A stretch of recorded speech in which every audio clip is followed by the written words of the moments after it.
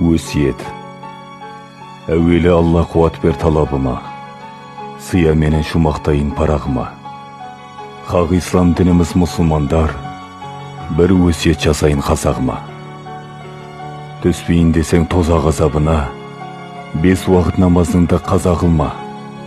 Құдайдан қорққандар қаушады, қияметте Алланың ажарына. Сен үшін еңбек қылып терін төккен, атанаңа ізет қыл құрметпенен. Атанаңа не қылсаң сол келеді, жүресіңізбен солар жүріп өткен. Асылдан бол салғаның, жарқырап тұрар маңдайың. Үмітін күткен атанаң, татырсын балға таңдайын. Сыйлаған ерін құрметпенен әйелдің, жаратқан ем жұмақтан қылар жағдайын.